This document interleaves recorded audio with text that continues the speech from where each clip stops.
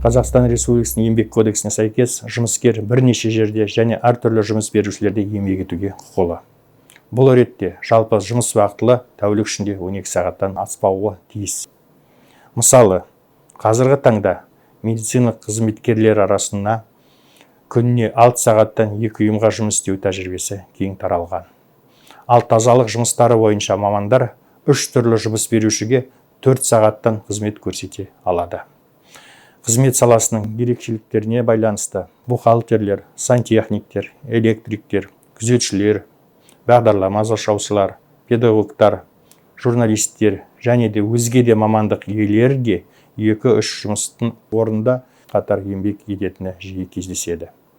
Атап айту керек, 18 жасқа толмаған адамдарға, сондай-ақ ауыр жұмыстарда, зиянды немесе қауіпті еңбек жағдайларда еңбек ететін жұмыскерлерге қосымша жұмысқа орналасуға рұқсат етілмейді.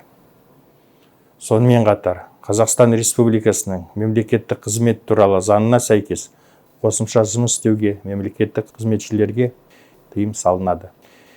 Өйткені олар педагогикалық, ғылыми және шығармашылық қызметтен басқа өзге де ақылы қызметпен айналысуға құқылы емес. Осылайша, жоғарыда көрсетілген шектеулерге жатпайтын кәмелетке толған кез келген Қазақстан Республикасының азаматы қосымша жұмыс істеуге құқылы.